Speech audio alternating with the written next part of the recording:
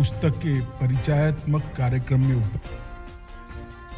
उपस्थित भुवनेश्वर के सभी गणमान्य भाइयों और बहनों को मेरा नमस्कार, प्रणाम। मैं जब भी उड़ीसा की भूमि पर आता हूं तो हमेशा मन में एक सुखद शांति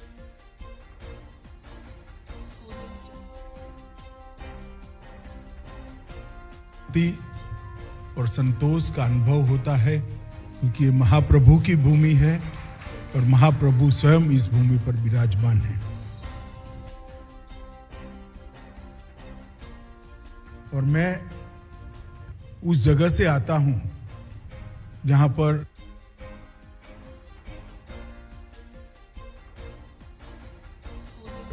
महाप्रभु के शरण में जाने की परंपरा है। अहमदाबाद में भी कई सालों से रथ यात्रा निकलती है और महाप्रभु का मंदिर वहां पर भी विराजमान है। मैं जब राष्ट्रीय अध्यक्ष बना, जब चुनाव लड़ा राष्ट्रीय अध्यक्ष का, तब उड़ीसा के धौली गांव से ही मैं सक्रिय सदस्य बनकर राष्ट्रीय अध्यक्ष का चुनाव लड़ा। ऐतिहासिक गांव में हमेशा जब कोई भी जाता है, स्वतंत्रता के लिए मर मिटने की, स्वतंत्रता के लिए खत्म हो जाने की भावना कितनी प्रदीप्त और प्रज्वल होती है, इसका अनुभूति होता है। वहीं पर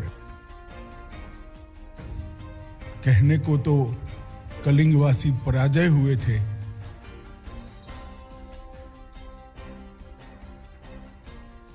मगर सच अर्थ में पराजित चंड अशोक हुए थे।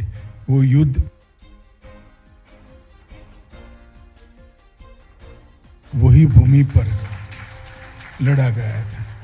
मित्रों, आज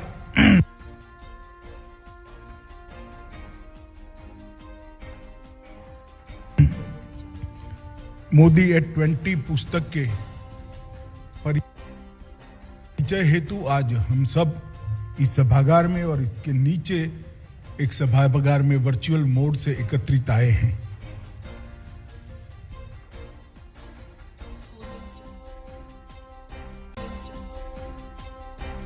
मोदी जी के लिए कुछ भी कहना, कुछ भी बात करना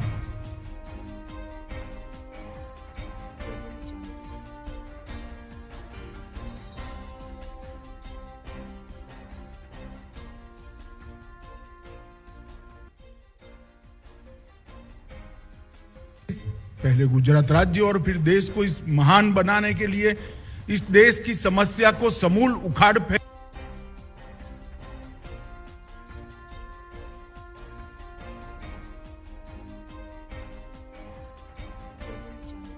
फेंकने के लिए, समस्या का समाधान ढूंढते हुए और सफलता के साथ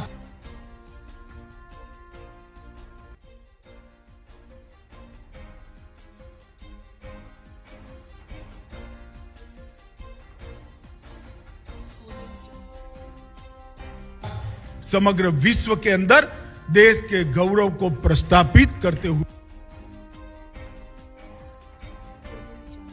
हुए जो गाथा लिखी गई वो मोदी एट 20 है। मगर कोई मोदी एट 20 को समझना चाहता है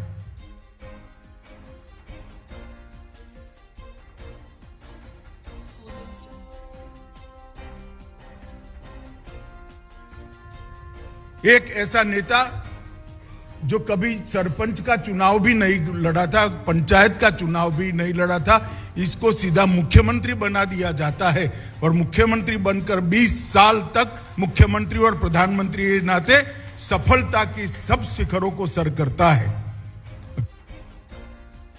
अगर उसको समझना है तो इसके पहले के 30 साल देखना बहुत जरूरी है।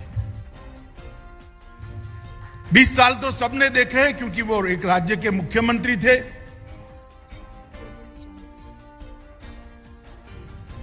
देश के प्रधानमंत्री थे। जो चुनौती आई वो भी सार्वजनिक रूप से आई, जो सिद्धि आई वो भी सार्वजनिक रूप से आई। मगर जो चुनौतियां और सिद्धि का सामना करना और सिद्धियों को प्राप्त करना, ये जो कला है, वो कला कहां से आई? अगर वो समझना है तो वो 30 साल की उनकी यात्रा जो एक कार्यकर्ता के नाते की गई, एक स्वयंसेवक नाते की गई, एक मूक समाज सेवक के नाते की गई, इसके अंदर जाना पड़ेगा। मित्रों, क्योंकि मैंने उनके साथ लंबे समय से काम किया है, मैंने अनेक समय पर उनको देखा है कि बुरे से बुरे वक्त में आशा रखते हुए, प्रचंड पुरुषार्थ करते हुए, उसमें से मोदी जी को सफलतापूर्वक बाहर निकलते हुए मैंने देखा है। एक आदर्शवादी नेता जो लक्ष्य के अलावे, देश के अलावे, देश के गौरव और देश के भले के अलावे किसी की चिंता न करता हो, इस प्रकार के आदर्शवादी नेता का परिचय उसी 30 साल के अंदर हुआ है मित्रों। और जब अगर उनकी लड़ाई को आज समझते हैं, कई लोग कहते हैं कि मोदी जी का कंट्रीब्यूशन अनेक क्षेत्रों में बहुत बड़ा है, हम सब जानते हैं, मगर मोदी जी का सबसे बड़ा कंट्रीब्यूशन है कि इन्होंने इस देश के लोकतंत्र की जड़ों को पाताल तक गहरी करने का काम किया है। मैं 2 चीजों पर ही प्रकाश डालना चाहूंगा। मोदी जी ने जब से वो मुख्यमंत्री बने, देश के प्रधानमंत्री बने, पार्टी के संगठन का काम देखते थे, तब से इस देश की राजनीति को 60 के दशक के बाद 3 नासूरों ने ग्रसित किया था।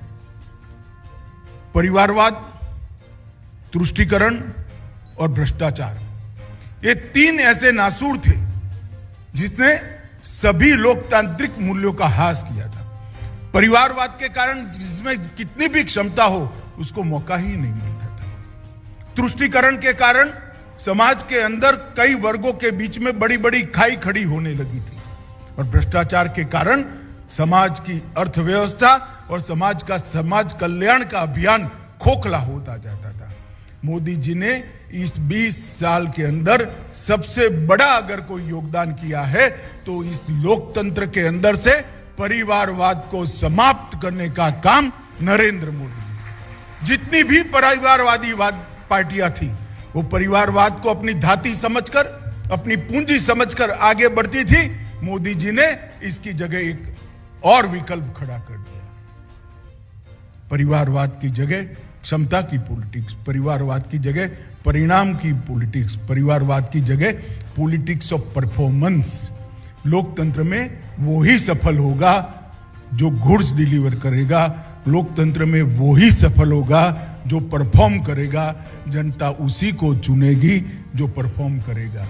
और यूपी के अंदर दूसरी बार चुनकर आना भारतीय जनता पार्टी का 4 चुनाव, 2 लोकसभा के और 2 विधानसभा के, यूपी जैसा राज्य जहां परिवारवाद जड़ कर गया था, गहरा हो गया था, जातिवाद गहरा हो गया था, उस राज्य में पॉलिटिक्स ऑफ परफॉर्मेंस के आधार पर कंटिन्यूअसली 4 विजय, सातत्यपूर्ण तरीके से विजय प्राप्त करना, ये बताता है कि इस देश में परिवारवादी पार्टियों की जगह को नरेंद्र मोदी जी का पॉलिटिक्स ऑफ परफॉर्मेंस ने समाप्त कर दिया।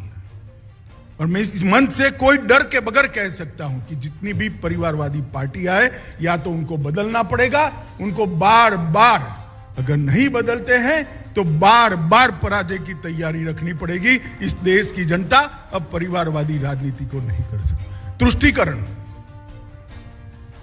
एक विशेष वर्ग को विशेष फायदा पहुंचाना, वोट बैंक के रूप में कन्वर्ट करना और लोकतंत्र के सभी को समान अवसर देने के मूल नियम का उच्छेद करते हुए एक विकास की प्रक्रिया को क्षतिग्रस्त कर देना। मित्रों, उन्होंने तुष्टीकरण को भी समाप्त कर दिया। आज नरेंद्र मोदी पर कोई ऐसा आरोप नहीं कर सकता।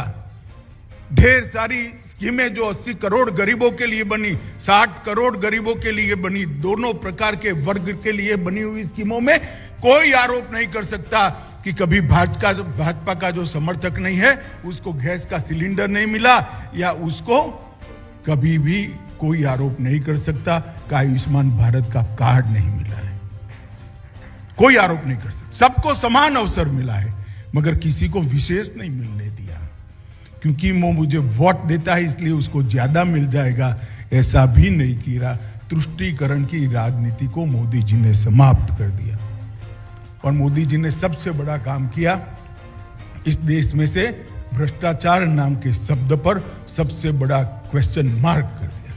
आज 130 करोड़ की जनता नरेंद्र मोदी के शासन के बाद इस विषय पर दृढ़ संकल्पित है कि जो भ्रष्टाचार करेगी वो पार्टियों को हम रिपीट नहीं करेंगे।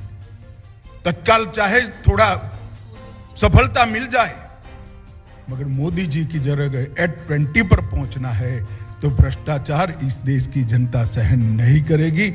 12 लाख करोड़ के घपले घोटाले भ्रष्टाचार करी हुई कांग्रेस के नेतृत्व वाली यूपीए सरकार के बाद मोदी जी आए हैं। 8 साल में हमारे विरोधी भी हम पर भ्रष्टाचार का एक भी आरोप नहीं लगा पाए हैं, एक भी आरोप नहीं लगा। और बैकग्राउंड क्या था? 12 लाख करोड़ के घपले घोटाले और भ्रष्टाचार कर आए हुए।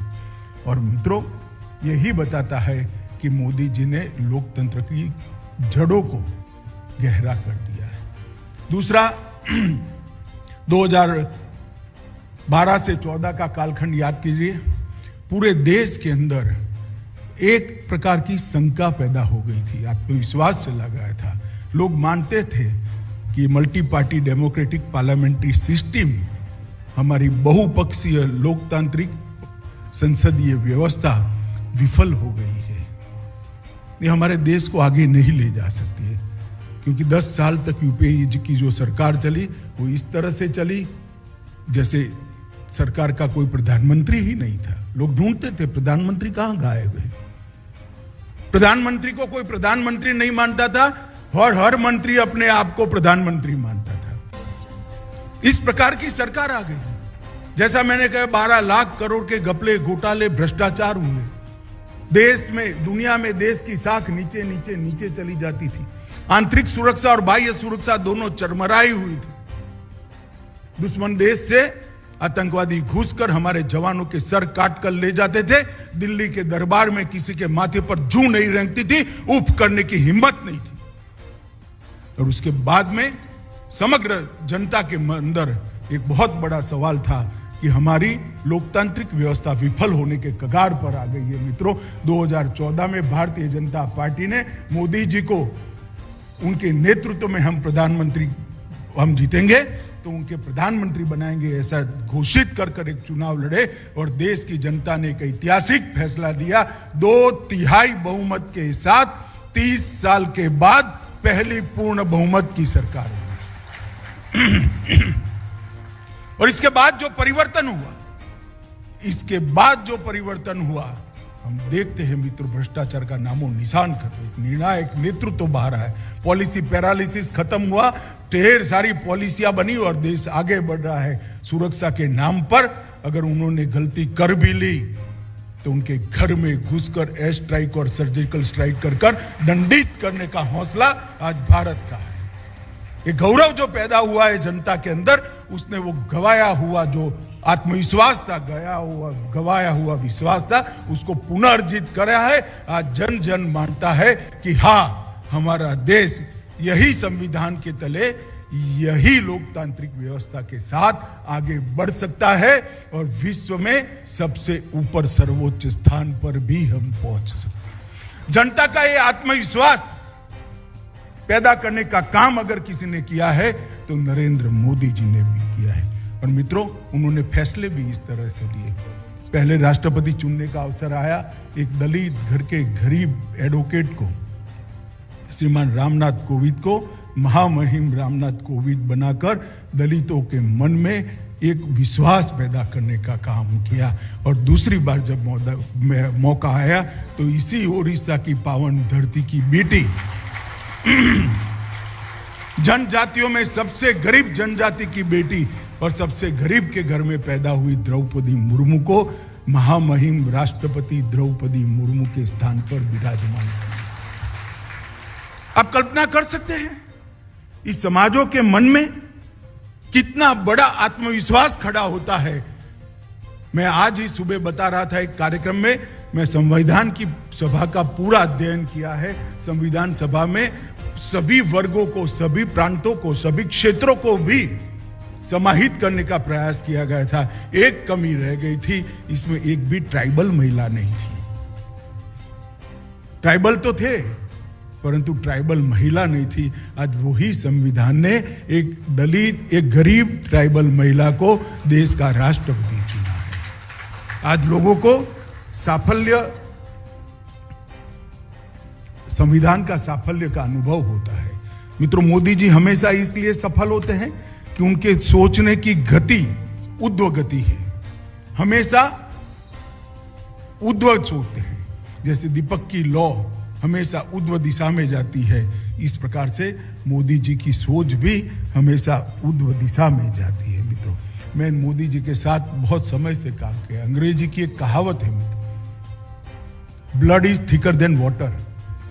जो अपना होता है, खून का जिससे रिश्ता होता है, वो दूसरों से ज्यादा प्यारा होता है। हमारा भी अनुभव है। आप लोग सहमत है ना इस थ्योरी से? Blood is thicker than water. मगर मोदी जी ने इस कहावत को उल्टा कर दिया है। उनके परिवार को कोई नहीं जानता, सामान्य आदमी का जीवन जी रहे हैं और पूरा 130 करोड़ की जनता उनका परिवार बन गई। एक व्यक्ति अपने परिवार को भुलाकर 130 करोड़ लोगों को अपना परिवार मानकर जब जीवन का क्षण क्षण और शरीर का कण कण 130 करोड़ लोगों के कल्याण के लिए समर्पित कर सकता है, तभी मोदी नाम का व्यक्ति बनता है, तब तक नहीं बनता है। और दिए की लौ की तरह जलना, हमेशा ऊर्ध्व गति से सोचना, परायों को अपना बनाकर उनका ही सोचना और उनके जीवन के लिए सर्वस्व न्यौछावर कर देना। मित्रों, ये संस्कार बहुत कम लोगों में होते हैं, जिसमें से एक व्यक्ति नरेंद्र मोदी है। मैंने उनके साथ रहते रहते एक अति संवेदनशील व्यक्ति को देखा है, जिसके मन में देश के दलित, पददलित, आदिवासी, पिछड़े और गरीबों के लिए अपार संवेदनशीलता मैंने देखी है। हर फैसला करते वक्त सबसे पहले जो भारतीय जनता पार्टी की नीति है अंत्योदय की, गरीब कल्याण की, इसके अनुसार सबसे पहले गरीब की सोचना, वो मोदी जी की प्रकृति बन गई है।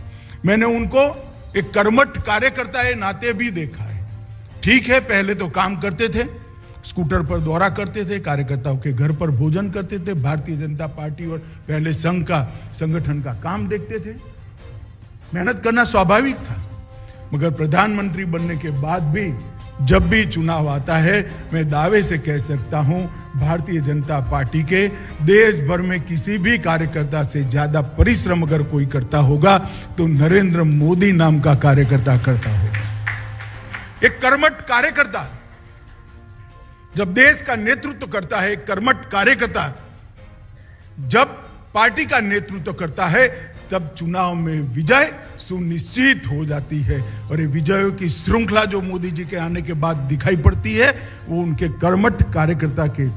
एक स्टेट्समैन को भी मैंने उनके अंदर देखा है, जो 125 करोड़ भारतीयों के विश्वास का प्रतिनिधित्व दुनिया भर में करता है। जब दुनिया के अंदर ग्लोबल वार्मिंग और पर्यावरण के लिए चर्चा होती है, दुनिया का तापमान बढ़ रहा है और जलवायु परिवर्तन के लिए जब चर्चा होती है, अच्छे अच्छे देश भाग जाते हैं, तब मोदी जी खड़ा होकर कहते हैं कि हमें तो वेदों ने सिखाया है, ये दुनिया, ये पृथ्वी मेरी माता है, उसकी रक्षा करना मेरा दायित्व है। मैं पृथ्वी का पुत्र हूं, भारत पीछे नहीं हटेगा। और शर्म के मारे सारे विदेश के देश वहां पर पेरिस समझौते में साइन करते हैं, तब भारत का जन जन का गौरव बढ़ जाता है।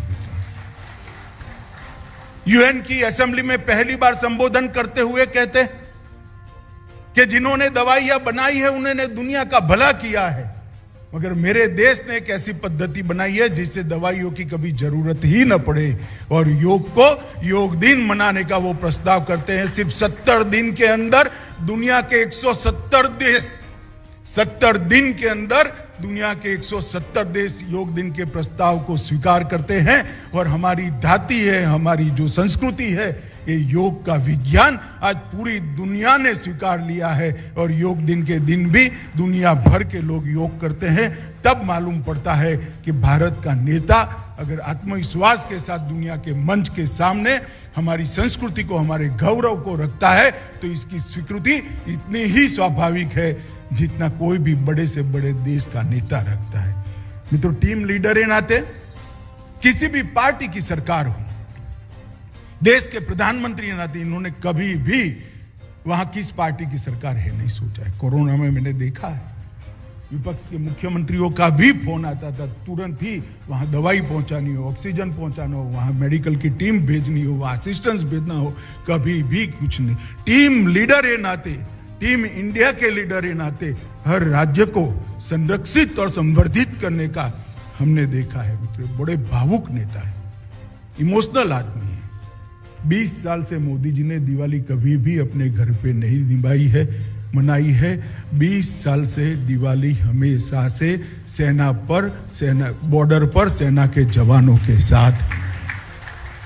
ये भावना जो है, ये संवेदनशीलता है, वो मोदी जी को महान बनाता है।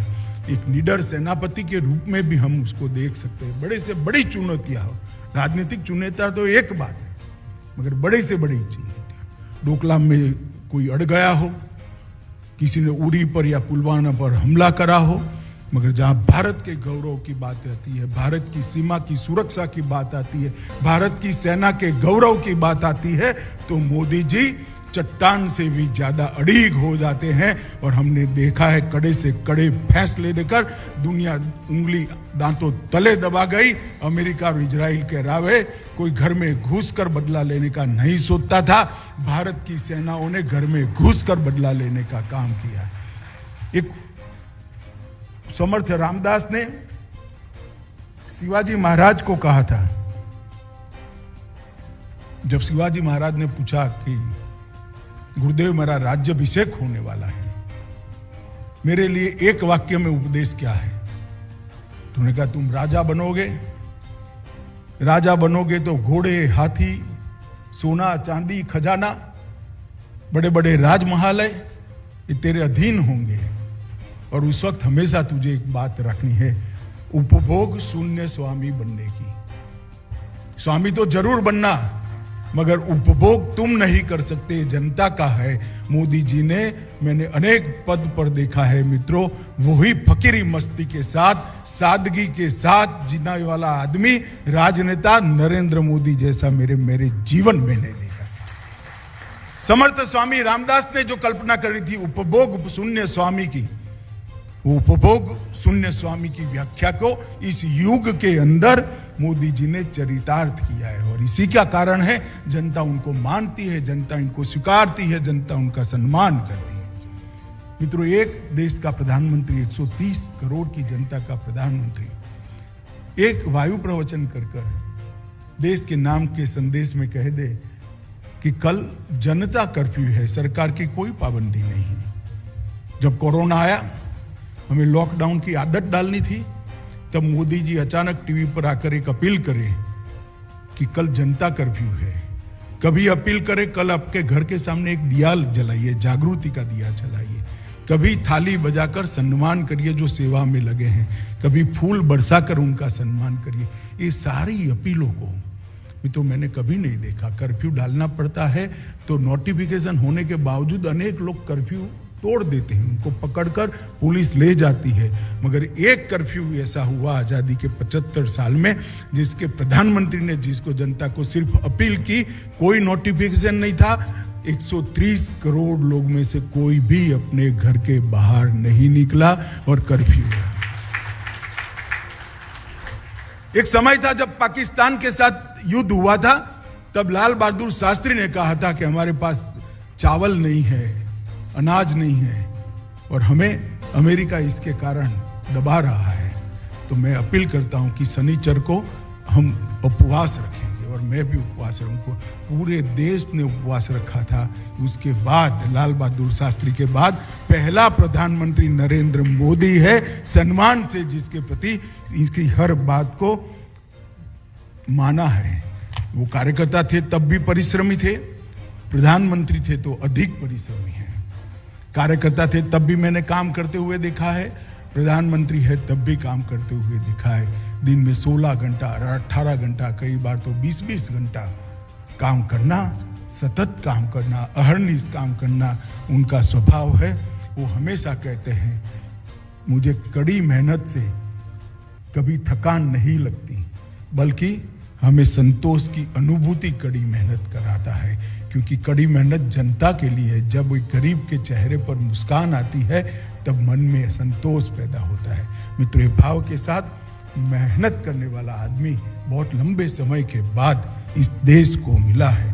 और वो जो मेहनत होती है, इसका संतोष, वो संतोष का तेज, और तेज से उनका दैदीप्यमान व्यक्तित्व मैंने देखा है, आपने भी देखा है, हर रोज देख रहे हैं। मित्रों, इतनी कड़ी मेहनत करता है कोई, तब जाकर नरेंद्र मोदी बनता है। मित्रों, गरीबों के लिए सोचते हैं, कर्मठ कार्यकर्ता के भांति मेहनत करते हैं, एक स्टेटमेंट्स के भांति देश के गौरव को दुनिया के सामने रखते हैं, एक टीम लीडर के नाते पूरे देश का नेतृत्व करते हैं, भावुक राजनेता के नाते कई सारे भावुक फैसले लेते हैं, निडर सेनापति के नाते अड़िग चट्टान की तरह खड़े हो जाते हैं और उपभोग शून्य स्वामी होता है, तभी जाकर नरेंद्र मोदी बना जाता है। मित्रों, ये नरेंद्र मोदी बनने की जो प्रक्रिया है वो बहुत कठिन है।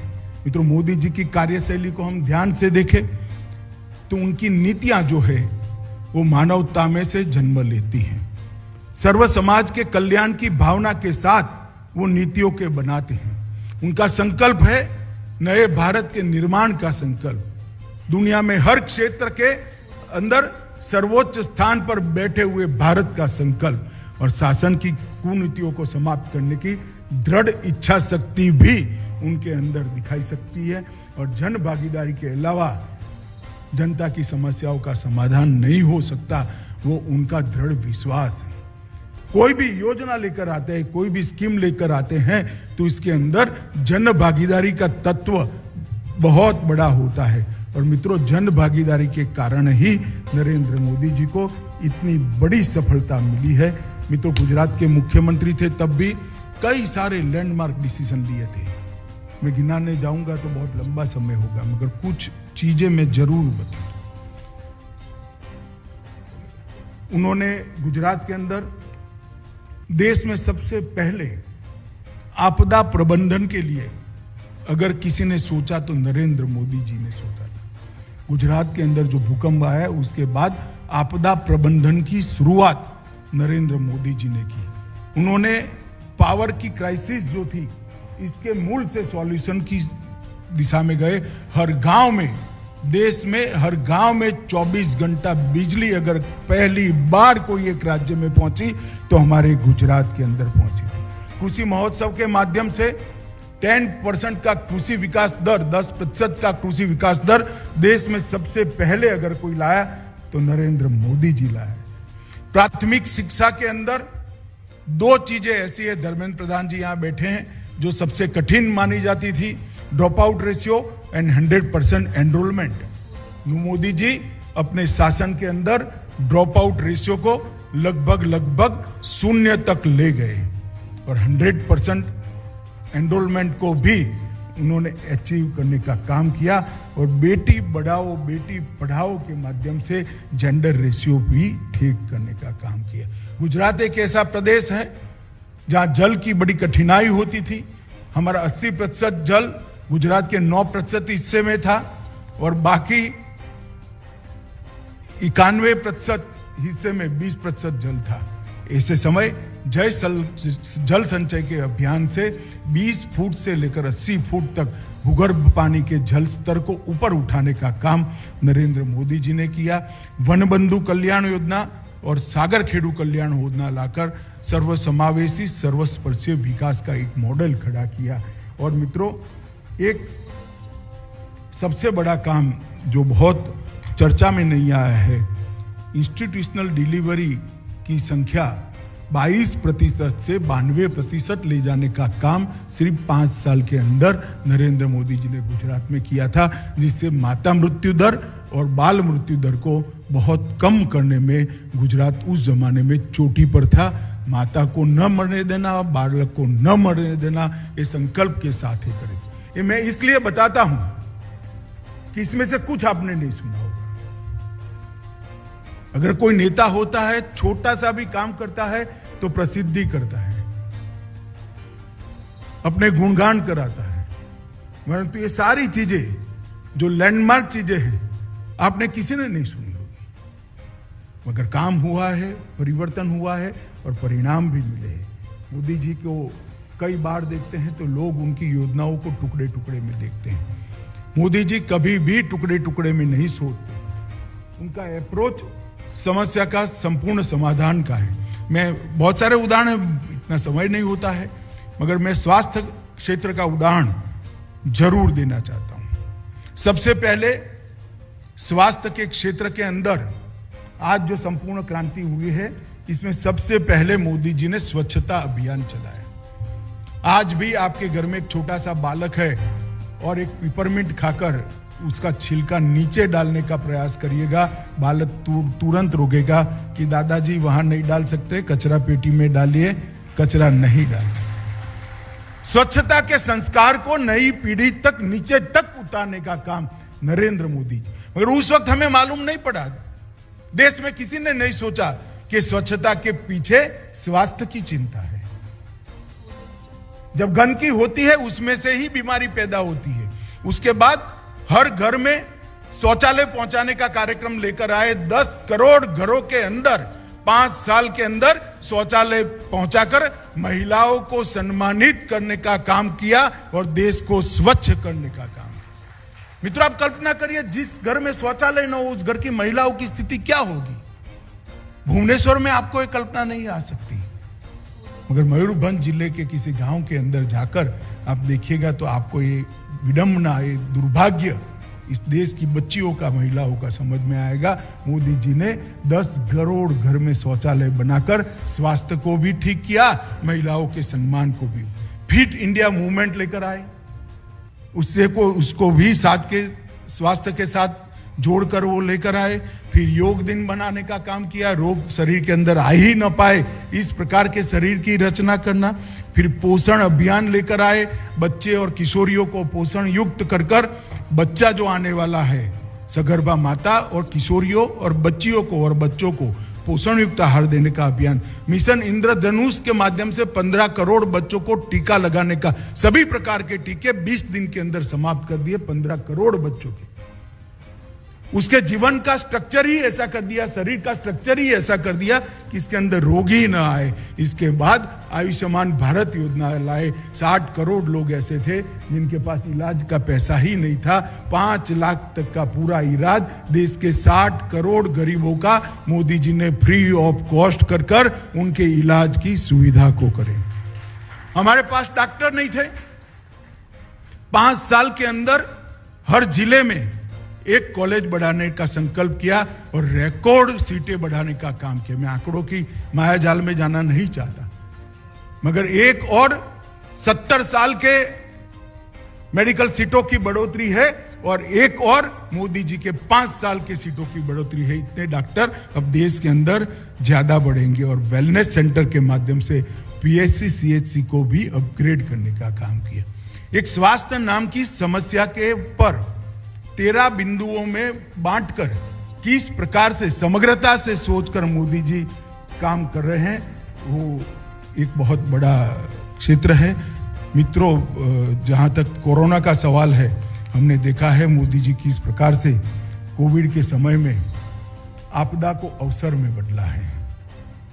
दुनिया के बड़े बड़े देश जो हमसे बहुत आगे माने जाते हैं, उनका वैक्सीनेशन आज भी समाप्त नहीं हुआ।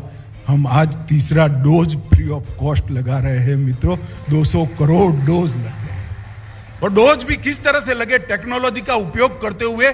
आप गए, लाइन में तो खड़ा रहे, मगर साथ में कॉफी भी पिला दी, डोज भी लगा दिया, 20 मिनट आपको आराम के लिए कुर्सी में बिठाया भी और 30 सेकंड के अंदर आपके मोबाइल पर सर्टिफिकेट भेज दिया, you are vaccinated, don't worry. और मोदी जी का हंसता हुआ चेहरा भी साथ में आपके मोबाइल पर आ गया। इस प्रकार की व्यवस्था को, अपनी कोविन ऐप को दुनिया के 70 देश स्वीकार कर ले गए। और आज भी दुनिया के बड़े बड़े देश में, नाम देना नहीं चाहता, उचित भी नहीं है, मगर वहां 1 साल से वैक्सीन लिए हुए लोगों को विदेश में जाना है तो सर्टिफिकेट के लिए इधर उधर घूमते हैं। हमारा सर्टिफिकेट हमारे मोबाइल के अंदर होता है, दिखाते ही मिल जाता है। और वैक्सीन बनाने में भी दुनिया में बहुत कम देश वैक्सीन बना पाए। जब शुरुआत हुई, सुगबुगाहट हुई कोरोना की, अभी भारत में 3 ही केस आए थे, तब मोदी जी ने पहली मीटिंग वैज्ञानिकों के साथ कर ली थी वैक्सीन बनाने के लिए, अपनी ऑफिस के अंदर इसकी व्यवस्था कर दी थी। और उसी वक्त उन्होंने ढेर सारी नीतियां बनाई और भारत के अंदर इन्वेस्टमेंट का हब बने, भारत मैन्युफैक्चरिंग का हब बने, भारत निर्यात का हब बने। इस दिशा में जाने के लिए ढेर सारे नीतियों को उन्होंने बनाया और परिणाम भी मित्रों लाने का काम नरेंद्र मोदी जी ने किया। PLI स्कीम उसी वक्त आई, कई सारी पॉलिसी इसी वक्त आई और आज विश्व में सबसे ज्यादा विकास दर के साथ आगे बढ़ने वाला हमारा अर्थतंत्र बना है। हमारा निर्यात आजादी के बाद सबसे ज्यादा हुआ है तो 2022 के साल में हुआ है। मित्रों, उन्होंने अनेक सारी धारणाओं को तोड़ने का काम किया है। मैं मेरी पार्टी की बात जरूर करना चाहूंगा। हमारी पार्टी को हिंदी भाषी क्षेत्र की पार्टी कहते थे। आज पूरा north east Bharatiya Janata party जीती है। गुजरात भी हिंदी भाषी नहीं, वहां पर भी भाजपा की सरकार है। कर्नाटक में भी भाजपा की सरकार है, महाराष्ट्र में भी भारतीय जनता पार्टी की सरकार है और उड़ीसा में भी बनने वाली है। उन्होंने सभी भ्रांतियों को तोड़ने का काम किया। और मित्रों, उन्होंने कहा था, हमारी पार्टी पर थप्पा लगाया था कि व्यापारियों की पार्टी है, बनियों की पार्टी। आज सबसे ज्यादा दलित सांसद अगर किसी एक पार्टी के साथ है तो भारतीय जनता पार्टी के साथ। सबसे ज्यादा ट्राइबल सांसद अगर किसी एक पार्टी के पास है तो भारतीय जनता पार्टी। और सबसे ज्यादा पिछड़ा समाज के 27 मंत्री किसी भी प्रधानमंत्री की मंत्रिमंडल में बने हैं तो नरेंद्र मोदी के मंत्रिमंडल के अंदर। कई प्रकार की अवधारणाओं को उन्होंने तोड़ने का काम किया है और कई सारे बड़े बड़े फैसले किए हैं। तो 5 अगस्त अभी गया है। 5 अगस्त के दिन पूरा देश और हम सब भारतीय जनता पार्टी के कार्यकर्ता तो नारे लगाते लगाते गले सूख गए थे। जहां हुए बलिदान मुखर्जी वो कश्मीर हमारा है। पूरा देश ये मानता था कि धारा 370 जब तक है कश्मीर का भारत के साथ स्थायी जुड़ाव नहीं है। और सपना सा लगता था इस देश में 370 और 35 को उठा निकाल सकता है। 5 अगस्त की सुबह ही एक दिन अचानक फैसला हुआ और मोदी जी के नेतृत्व में धारा 370 और 35 से उखाड़ कर फेंक दिए गए। कुछ लोग चैलेंज देखते थे, खून की नदियां बह जाएगी, हजारों लोग मर जाएंगे। खून की नदियां छोड़िए, कंकड़ डालने की किसी की हिम्मत नहीं हुई साहब। कंकड़ डालने की। आज कश्मीर विकास के रास्ते पर आगे बढ़ गया है। वहां पंचायत के चुनाव भी हो गए, वहां लोकतंत्र नीचे तक अपनी जड़ें डालने का प्रयास कर रहा है। राम जन्मभूमि का मसला 550 साल से करोड़ों लोगों के सम्मान का एक बिंदु था कि जहां राम भगवान का जन्म हुआ था वहां भव्य मंदिर होना चाहिए। करोड़ों लोगों की आस्था जुड़ी थी। लोग कहते थे रक्तपात हो जाएगा, ये हो जाएगा, वो हो जाएगा। शांतिपूर्ण संवैधानिक तरीके से 5 अगस्त के दिन ही मोदी जी ने श्री राम जन्मभूमि का शिलान्यास कर दिया और आज मंदिर बनना शुरू किया। ये दृढ़ संकल्प जब होता है समस्याओं के समाधान का तो रास्ते अपने आप निकल आते हैं। मोदी जी जहां जहां गए वहां विजय गया है। मैं इसलिए कहता हूं मित्रों, 87 से 95 मोदी जी मुख्यमंत्री नहीं थे, मगर 87 से 95 के कालखंड को मैं भूल नहीं सकता। भारतीय जनता पार्टी तीसरे नंबर की पार्टी थी। 87 से 95 में भारतीय जनता पार्टी ने वहां सरकार बना दी। मोदी जी वहां के जनरल सेक्रेटरी थे हमारे भारतीय जनता पार्टी के। उनके संगठनात्मक नेतृत्व में पार्टी के संगठन को गांव-गांव तक ले जाने का काम किया। 90 के दशक में 95 के बाद मोदी जी हिमाचल, हरियाणा और पंजाब आए, कश्मीर भी मिला। यहां पर कभी सरकारें नहीं बनती थी। हिमाचल, हरियाणा सब जगह सरकार और पंजाब तीनों जगह मोदी जी के ही कालखंड में सरकार बनी और 2001 से गुजरात के मुख्यमंत्री बने। तब से गुजरात ने पराजय का मुंह नहीं दिखाया और 2014 में देश के प्रधानमंत्री बने। 24 में भी 2/3 बहुमत के साथ विजय निश्चित। मोदी जी जहां जहां गए विजय का भारतीय जनता पार्टी ने वर्ण किया है और हमारे देश की इकोनॉमी को भी एक अर्थशास्त्री प्रधानमंत्री जब जाकर एक कार्यकर्ता प्रधानमंत्री आया, काम करने वाला प्रधानमंत्री आया, तब लोग क्वेश्चन मार्क खड़े करते थे, इकोनॉमी का क्या होगा। बड़ी विनम्रता के साथ मैं बताना चाहता हूं, दुनिया में सबसे तेजी के साथ 7.2% के वृद्धि दर के साथ बढ़ने वाली अर्थव्यवस्था भारत की अर्थव्यवस्था है। जीएसटी का संग्रह सर्वाधिक रिकॉर्ड तोड़कर आज बाहर है। सर्वाधिक निर्यात 2022 में $421 बिलियन का भारत ने करा है। सबसे ज्यादा सेवा का निर्यात, सर्विसेज का निर्यात $254 बिलियन का भारत ने किया है। वर्ष 2022 में अब तक का सर्वाधिक फॉरेन डायरेक्ट इन्वेस्टमेंट $83 बिलियन का आया है और ईज ऑफ डूइंग बिजनेस की तालिका में भी हम 63वें स्थान पर आए हैं, पहले 170वें स्थान पर अंतिम पायदान पर थे। मित्रों, ये सारे परिवर्तन मोदी जी ने करे हैं। पीएलआई, उत्पादन लिंक प्रोत्साहन और ढेर सारे गरीब कल्याण के कार्यक्रम। 9 करोड़ लोगों को एलपीजी दिया, गरीबों को 11 करोड़ शौचालय बनाए, 8 करोड़ घरों में शुद्ध पीने का पानी पहुंचाया, लगभग 3 करोड़ परिवारों को बिजली का कनेक्शन देने का काम किया, 11 करोड़ किसानों को अब तक 1.5 लाख करोड़ रुपया हर साल 6,000 रुपया उनके बैंक अकाउंट में ट्रांसफर किया, 2 करोड़ लोगों को घर देने का काम किया, 5 लाख तक का स्वास्थ्य बीमा 60 करोड़ लोगों को देने का काम किया, 43 करोड़ लोगों को बैंक का अकाउंट दिया और डायरेक्ट बेनिफिट ट्रांसफर से लगभग 52 मंत्रालयों की 300 स्कीमों का 23 लाख करोड़ रुपया 5 साल में गरीब के बैंक अकाउंट में सीधा ट्रांसफर करने का काम भारतीय जनता पार्टी की मोदी सरकार ने। ये पुस्तक जो है एक व्यक्तित्व के अनेक आयामों को परिचय करने वाली। इसमें एक संवेदनशील नेता का भी परिचय है, इसमें गुड गवर्नेंस के लिए काम करने वाला सुधारक का भी परिचय है, इसमें समाज की समस्याओं को जड़ मूल के साथ समाप्त करने वाला समाज सुधारक और प्रशासक का भी परिचय है। इसके अंदर पार्टी की जड़ों को पाताल तक गहरी कर पार्टी को कश्मीर से कन्याकुमारी और अटक से कटक तक फैलाने वाले नेता का भी परिचय है। अनेक प्रकार के मोदी जी के व्यक्तित्व के कई आयामों को, उनका जो व्यक्तित्व बहुआयामी है, हर आयाम के व्यक्तित्व के हर आयाम का परिचय मोदी एट 20 के अंदर है। और मित्रों, मैं आपको अंत में मोदी एट 20 के लिए इतना ही कहता हूं कि ये पुस्तक बहुत अधूरी है। मोदी इससे बहुत बड़ा आदमी है, इसका वर्णन ही नहीं हो सकता। बहुत सारे आयामों को इसके अंदर किसी न किसी ने लिखने, मैंने भी कुछ लिखा है, मगर मैं खुद कहता हूं कि पुस्तक अधूरी है।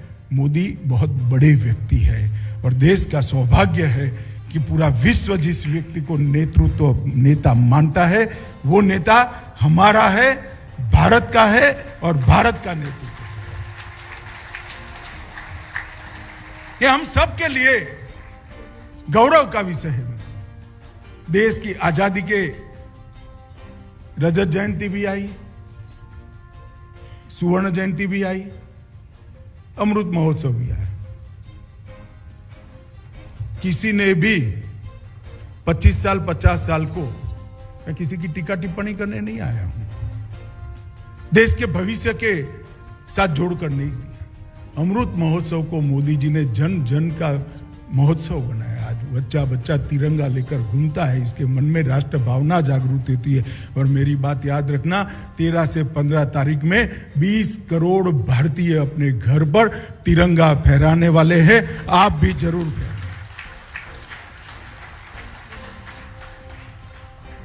आजादी के अमृत महोत्सव का उपयोग देश के हर नागरिक के मन में देशभक्ति को जागृत करने के लिए करना। आजादी के अमृत महोत्सव से आजादी के समाप्ति तक के 25 साल, इसको अमृत काल कहकर ये 25 साल में हर क्षेत्र के भारत के लक्ष्य तय करना कि भारत शिक्षा के क्षेत्र में 25 साल में कहां पहुंचेगा, भारत अर्थतंत्र में 25 साल में कहां पहुंचेगा, भारत रक्षा के क्षेत्र में कहां पहुंचेगा, भारत स्वास्थ्य के क्षेत्र में 25 साल से। और ये 25 साल अमृत काल के अंदर जो संकल्प लिए हैं, जो निर्णय करे हैं, उसकी सिद्धि के साल है। मित्रों, अगर भारत की 130 करोड़ की जनता ये 25 साल प्रचंड पुरुषार्थ करती है, पुरुषार्थ की पराकाष्ठा करती है, पराक्रम की पराकाष्ठा करती है, तो जब शताब्दी मनाई जाएगी, हम में से काफी लोग नहीं होंगे, मगर जब भी शताब्दी मनाई जाएगी, मेरी बात याद रखना, भारत माता विश्व गुरु के स्थान पर बैठी हुई दिखाई। ये जो विजन, ये संकल्प एक नेतृत्व में तभी आता है जब मैंने कहा कि उसके जीवन का क्षण क्षण और शरीर का कण कण केवल और केवल भारत को समर्पित होता है। ऐसा समर्पित नेता हम सबको मिला है। उनके नेतृत्व में हम लोग भारत में अपनी अपनी जिम्मेदारियों का निर्वहन कर रहे हैं। ये हम सब के लिए सौभाग्य की बात है। मैं मानता हूं कि ओडिशा के युवाओं को विशेषकर ये पुस्तक जरूर पढ़नी चाहिए। आने वाले दिनों में इसकी ओडिया में ट्रांसलेशन भी होगी, परंतु ये पुस्तक जरूर पढ़नी चाहिए। बड़े बनने का स्वप्न अगर जीवन में प्राप्त करना है तो मोदी at 20 जरूर पढ़ना, वहीं से प्रेरणा मिलेगी। धन्यवाद। वंदे मातरम।